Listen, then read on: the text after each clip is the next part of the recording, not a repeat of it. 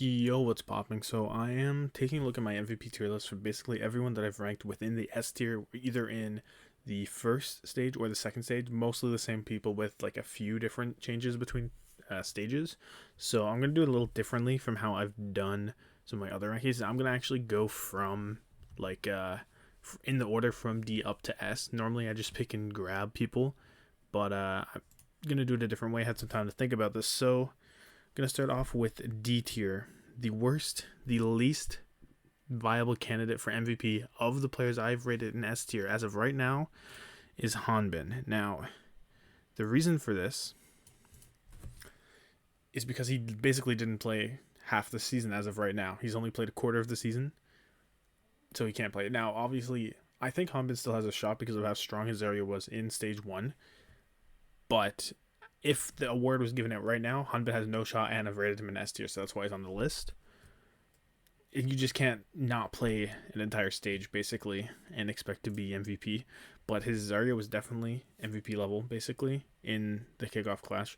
And if I was including the Summer Showdown, which I just can't, right? It's been 1 week. He has looked good, so there's still hope for Hanbin, but right now, it's going to be a D tier. Actually, I'm going to start him down here, because there are actually three other people in D tier. So number 2 in D tier is actually Funny Astro, and this isn't because he's not good, right? Funny Astro is maybe the best Lucio in the league, but it's because he's of how infrequently he's subbed in. It's similar to Hanbin, only it's more spread out, right? He's just not getting the playtime that would make him MVP candidate, despite being top of his character, basically. That's basically the bottom line. If he was in full time and Lucio was played full time, he has an argument for MVP candidate if he had that value, but right now he just doesn't have it, so he also unfortunately has to be in D tier. Now this one might surprise some people, but I'm actually going to go with Finn. So my reasoning for why Finn just could not be MVP is because he's not even MVP of his team. This is like, it's kind of like a bad reason, but if anyone from Shock was going to be MVP, it has to be proper, right? Straight up. Finn has played very well, and I've rated him S tier, I think, two stages in a row. Is that true? Let me quickly look. Spoiler, yeah, I've rated him S tier 2 stages in a row. Oh, that's my coaching one, which will be coming up after this. But yeah, he just can't be for that reason. The value he's supplying compared to other flex supports like Shu, the Ultraviolet even is above him, as you can see on the screen. It's just not impossible for him to get MVP. He's still a very good player, but you have to be the best player on your team, or you have to be the most valuable player to your team to be the most valuable player in the league, and Finn is not that. So this is a similar reason for the final person to go into tier. It's actually Bernard. So Bernard probably isn't even an S tier tank in a lot of people's eyes. He was like one of my last S tier tanks that I rated, but it's a similar thing. If anyone on Spark is MVP, it has to be Shy. Even though Bernard has been super flexible and his gameplay has gotten better, and I've just been enjoying more and more Bernard as we've been going through this season. You can't really make an MVP argument for him right now, just because it has to be Shy, right? If it's anyone on Spark, that's basically the whole thing with most of the people in D tier. It's either you're not playing enough or you're just not even the most valuable player on your team. That's what it's like for Bernard. And if he was the most valuable player on Spark, they wouldn't be a very strong team, right? Because they really rely on Shy that much. So he has to be in D tier because of that. While I'm here, let me know if you like this format better or the one where I just go by like down the list where I normally just go down. I don't know. Let me know how you like this. So next up, C tier. We have 5 people in C tier, starting with Chio. So my thing with Chio, he was really good in stage 1. He and all of Dallas had a little bit of a tumble in stage 2. I don't think it was on him, but compared to the value of, like, I don't know, Vindame, who is another main support here, it's not quite the same. It's so hard to get like significantly better value on main support until this stage where you have 2 of them. So obviously it's going to be a little different. But before this stage, wait, I'm only including Midseason, Madison, and Kickoff Clash. I don't think you can make an MVP case for Chio. I think you can make a support fly. What's it called? A role star case for sure, because his Lucio has been very strong. He's looked very clean. His aggressiveness fits the Dallas Fuel playstyle a lot, and he's just been a great Lucio. But MVP is a bit of a stretch. Like how I've kind of figured out these tiers, right? Is S tier is like no surprise, definitely has a good case, solid. A tier would be like a little bit of an off pick, but I get it a lot too. B tier is like that's a bit of surprise, but it's like more of he has a crack shot of getting it. Like he's like a dark horse maybe in B tier. C tier is like something's wrong. This guy should not be MVP, and D tier is like just no shot, like not even worth entertaining really. Despite me entertaining it. So Chio's gonna be in C tier. I don't want to say it's because he's on main support, but like you look at everyone else on this tier list and you see there was one other main support, just one. It does kind of tell you something, right? So maybe that was bad reasoning, but whatever. Moving on to the next player is actually Ultraviolet. So I would be very surprised if Ultraviolet got MVP. You see, I also have Hawk and Kai on this. I think they probably, well, because they're not shown yet, I think they both deserve it more. And Ultraviolet, it's like, he's very strong. He's a very backboning, defining feature of the Atlanta Reign. But he's not the most valuable player on that team based on like how they're playing, right? Because you have Hawk being super flexible and you have Kai being just a hit scan guy. And Ultraviolet's kind of playing like a third string. He's a very necessary player for how well they play. He needs to be that good. And he has been. But he's not the defining feature of Atlanta, I think. And he's just going to be C tier because of that. And I understand that I'm kind of comparing a lot of people like back and forth to people on their team. But that first requirement of being the best on your team, I think, is true. And Ultraviolet does not really live up to that. So next up is going to be Pelican. So Pelican, I didn't even have him in S tier after the Midseason Madness because I think he struggled to find consistency in the tournaments, right? And he wasn't able to pop off against the big teams when they really needed him. And that brought him down. And I don't know. That's it. Like he hasn't been able to show up when it really matters. And if you're the MVP, you have to show up. So I just think Pelican doesn't really have a horse in this race as of right now.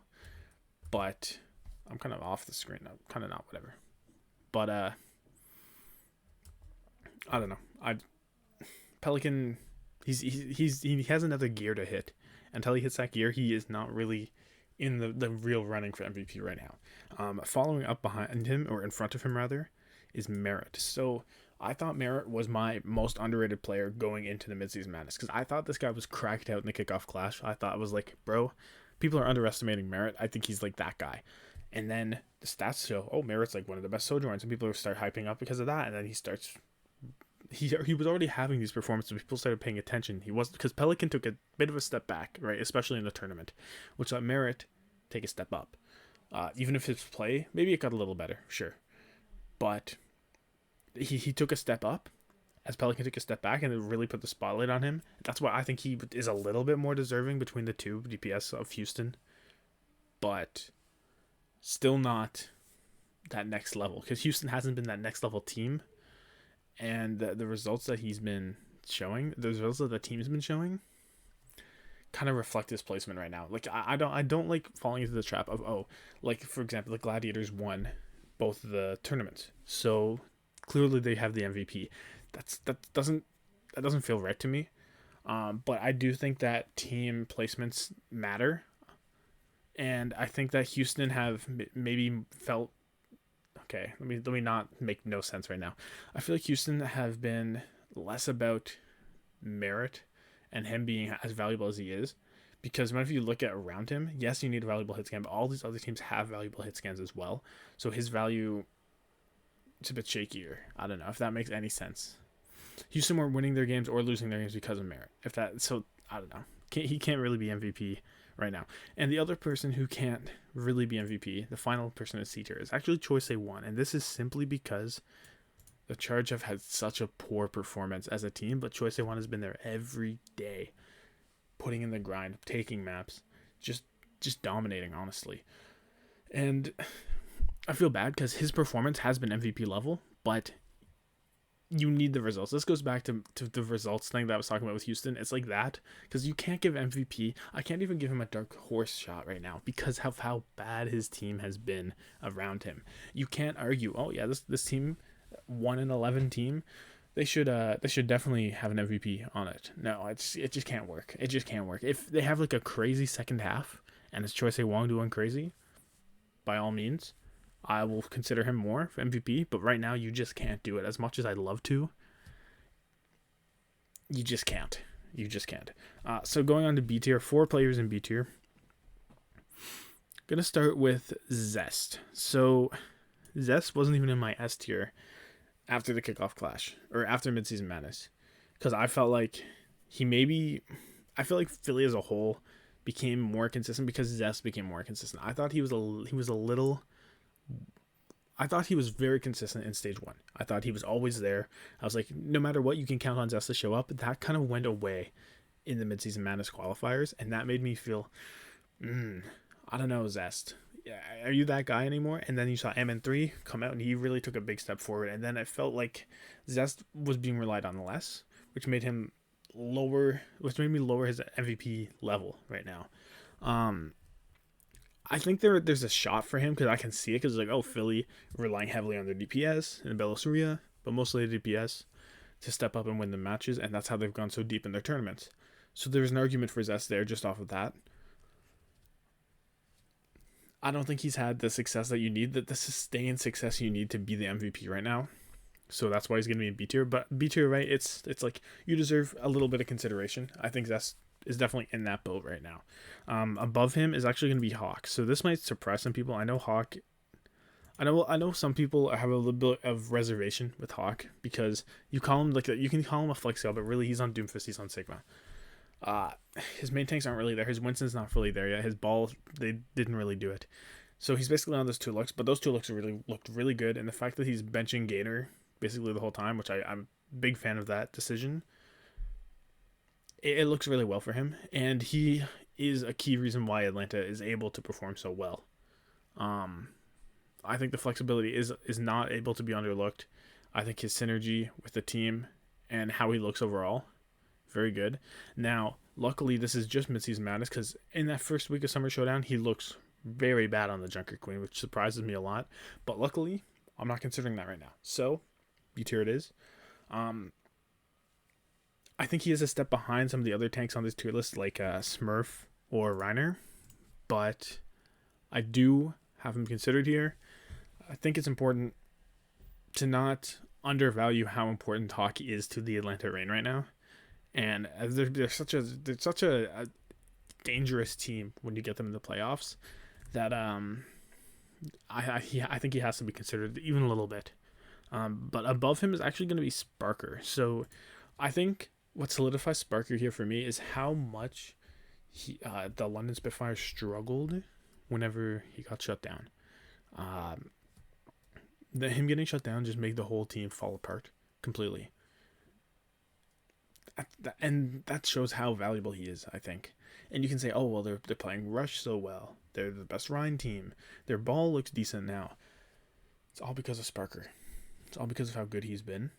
And how consistent he is, how smart he is when he flanks. The flanks he makes are perfect. They're perfect most of the time, and he's so good at identifying when he needs to flank, how he needs to flank, all that stuff. He has it. He's probably the most dynamic Sojourn player in the league, I think. Like, just how smart he is with his brain. And it's just great. Alrighty, and to end off, hold on, I gotta get my phone so I can see what I was thinking. So the end off B tier, it's going to be Vindame. So the thing with Vindame, similar to some of the other players on this tier list, they were not the MVP of their team. I'd be very surprised. Like Vindave deserves a look because of how strong he's been on both the main support and the flex support, but I don't think he actually can win it just because Prophet and Smurf have both been exceptional. So he's kind of competing with his own team in a way, and that's why he has to be B tier for me. If maybe he was on a team where he was, no doubt, the best player, he definitely has more room for MVP. But that's like, I don't know. His flexibility is so good, and he's so strong on every character. I've never had a problem with a name even one time. He looks better than creative most of the time. He is holding the Soul Dynasty together oftentimes, even though maybe in last stage they were playing more off of, Prophet and Smurf doing a lot, and then Vindame doing the most, whatever he can. I think he has been. He needs a look. You have to consider him a little bit just because of how strong and how consistent he's been on all of these characters that he's been asked to play. But I think a step behind Prophet and Smurf, so that's why he's going to be B tier for me. Next, into A tier. At the bottom of A tier, it's going to be Reiner. So the thing with Reiner, he is able to play every character. That's why the Gladiators are so flexible. He can play it all. But he cannot play them all at an elite level, right? You see, I don't know, whatever you want to see. Basically anything. The Doomfist, I think, is very good. The Winston, it's all good. It's all very good. But none of them are like, you're never gonna say, oh, Reiner is the best at X character. That's not a thing you'll ever say. And even on the Gladiators, you will see him get focused down and die sometimes. You will see him be good enough to hold the team together, and that's why he's an S tier tank. But he's not an MVP level tank, if that makes any sense. Which I think it does, because he's not he's making very smart plays. You saw it even against Shock in that final fight, forcing Mikey out. Whenever Mikey made a bad decision to go and set up, and then Reiner chases him down, right? That was a very smart decision. Maybe a grand finals clinching decision. That's the kind of stuff you're gonna get from Reiner, but you're not gonna get the crazy I don't know how to describe it. He's the glue of the team. That's why he's so good. He's the glue that holds it together.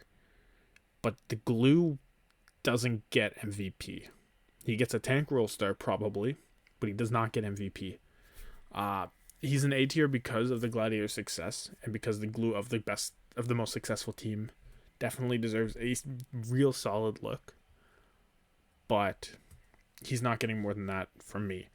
Next is going to be Kai. So the thing about Kai is he basically sits in the back and he hits sets, right? That's him. He is not as flank heavy as some of the other Sojourns or Ashes or whatever he's on, like Sparker or even Merit. Merit is very much a in the middle of it all kind of player. But Kai will sit back, he will shoot heads, and he will win. And he needs 2 pixels, even 1 pixel, and he will be able to just win you fights by getting picks. That's Kai. And Atlanta's so good because of Kai and how able, most of these times, Sparker has to go on the flanks so that he can hit the shots. Kai doesn't need to hit the flanks to hit the shots because Atlanta's able to make the space for him. They're able to let him do his thing. And that's it. I don't think Kai has that solo, raw dog in him. He has that dog in him. Don't get me wrong. But it's just from the aim. He doesn't have that raw playmaking ability. If he gets... This sounds like slanderous on Kai, which is why it's hard for me to say. But if he gets pressured and Atlanta aren't able to help him, I feel like Kai is in a bit of a rougher spot. He's definitely the core of the Atlanta team, but the Atlanta team also is top 3? I guess that's very good. But they're not the same level of raw Kai energy. This is so bad. This is such a bad analysis and a bad point. And it's just going to seem like, oh, I don't think Kai's S tier. But he just isn't. He's not there. Compared to some of the other people in S tier that I'm about to list in a few minutes or whatever, he's not there. You can already start to see. There's Proper, who's going to S tier. Big surprise. He's not like comparing him to Proper. He's not the same. They're different fundamentally. Uh just because Proper will go out and he will solo win you fights. Yes, Kai can do that, but he can't do it alone. He does it just because he can shoot the guy in the head. He's not. If he misses, this is so bad. This is such a bad way to describe why. I just don't feel like the raw playmaking or the playmaking that he does can just happen. This is so bad. I'm gonna move on to the next one. That was like top 10 worst descriptions of why I'm placing him here. I hope that makes any sense, but the only way that makes sense is if you already think like on my line of thinking. I'm not gonna be able to convince anyone there. Just ignore that. That was the worst. But next up is gonna be Lip, and so the reason Lip is an A tier is because he has been there for Shanghai day in, day out, the best Shanghai Dragon, no doubt. And Shanghai have just gotten by, basically, right? They've done what they had to do. They've placed third in kickoff clash. They placed tied for 6th in Midseason Madness tournament, and they have managed to get their wins just by being Shanghai and squeaking out wins. But Lip has never had a problem. I've had 0 issues with Lip. He's been there day in, day out, consistently just diffing, right? And even when Shanghai doesn't show, there have been times where their whole team has not shown up, even in the clutch moments where Shanghai normally does. They haven't. Lip has. And he's been dragging this team along behind him the entire season. And the difference between Lip and the average Shanghai Dragon performance on a given team fight is crazy, I think. And that's why Lip is going to be A tier for me. I think he's not S tier because Shanghai have not been able to be as successful as you would have liked. You're seeing sometimes... Yeah, you can't even say he's getting diffed. I think he's been like a top... Like in any duel, he's been there and he's been winning. He's never getting diffed, really. It's just the success that you want from Shanghai isn't quite there, and that isn't what you want in MVP. But he's not the reason they're being successful either. Like, he's there and he's helping the success a lot, and he's making sure he's like rallying the team around him basically. But Shanghai isn't making it all the way because of Lip. Lip will drag them there, but he's not pushing them ahead. You know what I mean? That doesn't make a lot of sense either. But basically when Shanghai is successful, it's not because of Lip, but Lip will make them get to the point of being successful. Maybe that makes sense. So next is going to be Smurf. And so you can see on your screen who are the S tier players in my opinion. But the thing about Smurf is, again, if anyone on Soul gets it, it has to be Profit. But Smurf has been the most flexible tank in the league. He's played them all at a very high level. He has shown incredible improvement from when he plays a character. He starts as Zarya, it looks bad. It becomes good. He starts as Sigma, it looks bad. It becomes good. And that's not something that we've seen from every tank in the league. Even like, I don't know, let me think of it, like Bernard. We've seen his Wrecking Ball go from pretty bad to pretty good, but it took way longer and it's not at the same level as Smurf is on his other tanks. I believe Smurf can legitimately become elite at every tank he picks up. He's like Reiner, but I think he's better than Reiner. I really do. I really think he's better than Reiner in basically every way. I don't know what you can argue. Maybe you can argue... No, I just don't think so. I think Smurf is basically Reiner plus. And Reiner's down here, Smurf's up here. Smurf is the glue, but he is like super glue. He's gorilla glue, right? Reiner is like standard glue. He'll stick you there. You're not going to get unstuck for a bit.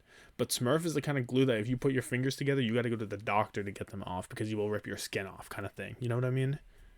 That's what I'm going with. So now going to S tier, there are 5 players in S tier. My top 5 picks for the MVP as of post Midseason Madness, not including Summer Showdown. Number 5 is going to go to Shy. So no other team maybe, except for Shock, rely on a single player as much to get them wins other than Spark and Shy. He is the Hangzhou Spark. He is the lifeblood of it. You have Alpha E doing things beside him. You have Bernard being very flexible, being solid. He's like baby glue. If Reiner is glue, Smurf is Gorilla Glue, Bernard is like duct tape kind of thing. That's where I'm going with that. Shy is that guy. He just is. And I don't know. You see him. Spark looked very competitive this tournament cycle because Shy was able to pop off and go crazy. He wasn't doing his hot and kickoff class. Yeah, the soldier was not so much his thing. That's real. But you put him on the characters he's supposed to be good at, and he delivers. Probably the best. I have him rated here as the best Sojourn or Ash or whatever you want to put him on. He's definitely MVP level because if Spark had maybe just a little bit better results, then he for sure moves up in the S tier. But I think just how much he's willing to bring Spark forward makes him a top 5 consideration for MVP, in my opinion. That could be some Shy, like Copium, or Hopium rather, Believium, whatever. I think he's that good. No problems putting him here. So, next up, actually going to be Kevster. So, Kevster is the favorite from a lot of people to be MVP. And I definitely see why. He is similar to Kai, as in, like, he's not going to do your super aggressive, super flashy plays, but he'll get the job done. And I think he really does benefit from the rest of the team around him. The rest of so the reason you can argue for Kevster MVP, right, is because the Gladiator's whole game plan basically revolves around optimizing Kevster's value and him not having to make the crazy aggressive plays that someone like Proper or Prophet would make, right? That's why you're getting his value. Because Kevster is similar to Kai, as in, like, even if they're on different characters, right? It's the same overall idea. So even if they're not the same DPS role.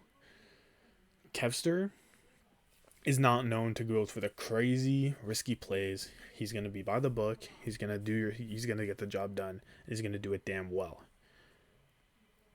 If you think that's the MVP, I see it. I see it because you're like, oh, well, the best team is basing their entire playstyle around making sure Kevster gets the value he needs to get without taking unnecessary risks. And that's why he is MVP. And I say that is pretty good reasoning. The best team bases their entire playstyle around this player. He must be the best player. Sure. However, up next, I will talk about Shu now. The reason that this works is because of how good Shu is, in my opinion. It's like, before you get to how good Kevster is, you have to talk about how good Shu is. Because Shu, yes, he'll die a lot. He will. He has deaths per 10. I'm not going to say that Shu doesn't die. He does. But before he dies, he gets maximum value out of his cooldowns. His sleep dart will always hit key targets when you need to. His nades were good for his team, good for the enemy. He's fantastic on the nades. Shu, and how good his cooldown usage is, how smart he is when he plays, and how aggressively he can play to make sure he optimizes these cooldowns is what allows Kevster to play not as aggressive, not as risky, not even aggressive, not as risky as the play, because he's still aggressive, but he's not taking unnecessary risks. That's the difference.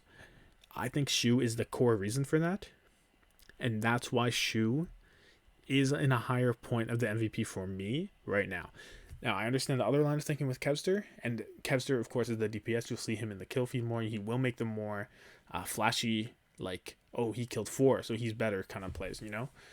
So I understand. But I think Shu is just a little bit ahead. And so now you see Prophet and Proper here, and you're thinking, well, that's not a Gladiator. So the thing about Prophet, I should have done this in the opposite, or I don't know how I should have done this, whatever. So you see how it works right now. So Prophet, to me, he is kind of similar to Shy with the Soul Dynasty, only he has the results. And he also has Smurf and Svindane beside him, which is not... Normally I call that oh, he has the team around him, so he's worse. But for me, Prophet is on another level still. No, he doesn't have the result from the Midseason Madness. And that is a critical error on the Soul Dynasty as a whole. And that's what hurts his MVP thing the most. I think you can order anyone in this top 4 pretty reasonably. Top 5 even. If you're that high on Shy, which sure, you can be. I think it's okay. But I'm not going to have this one blemish on the Soul Dynasty being this early Midseason Madness exit, which is very bad, right? I'm not going to let it hurt Prophet's MVP performance that much because he's still shown it, right? Through all of the kickoff clash, it was Prophet. It was all Prophet. Then you go to the tournament. He is the reason they make it to the grand finals against Shanghai. He shuts down anything that any shenanigans the Philadelphia Fusion are doing, it's Prophet, right? He is the MVP of the kickoff clash for the Seoul Dynasty on the Apex side. You go to the Midseason Madness. Seoul honestly struggled a little bit. Not like they still are the best team in APAC going into the tournament. After the tournament, you can argue Spark, you can argue Philly if you want. I wouldn't. I wouldn't argue either. I still think they're the best. But Prophet was pulling them through the qualifiers, I think. You have Smurf, you have Prophet, Vindame. They're solid. But then Creative, he was having a little bit of a rougher time. I don't think he's as bad as some people are blowing it out of proportion. Oh, Creative had a horrible qualifier. He had a horrible Midseason Madness. It's not that bad. But for the standard that Seoul Dynasty was, it was bad, I think. And then I think that with the shakiness between Stalker and Fitz definitely hurt them as well. So Prophet was stepping it up again, and he has that ability to, and like no one else is doing it like proper or with like Prophet. No one's doing it like proper either, but they're doing a little bit different things. I don't know. I think Prophet's still there. If you want to take the Seoul Dynasty's placements against his MVP thing, I don't think that's a bad take, but I think taking him out of top 5 is a bad take. And he definitely still deserves consideration, and he still has an entire half season to do it. So I would like him more right now. That might be APAC copium, whatever. But anyway, now talking about Proper. Why I think Proper is the MVP. Look, Shock, you can't ignore qualifying results, right? They're undefeated. And it's because of Proper. He is above and beyond anyone else on that team. And talking about like Kevster, how they're basing the whole team around Kevster, that's not what Shock is doing, and he's getting these results. Proper is making the hyper aggressive, hyper risky. He is going balls deep into the enemy team all the time, and he is living and killing and thriving. Proper basically brought Shock all the way to the grand finals of the Midseason Madness off of his back. Yes, there's some smart coaching stuff going on in the back. Yes, Kilo and Sam and Violet and Finn, right? The whole team and Mikey, sure. They're not bad players. They're all solid A tier players, maybe B tier, high B to A tier players. But like that's not good enough to get you to the grand finals, but Proper is. He is that level. And how he is doing it all by himself, basically. You watch the fights.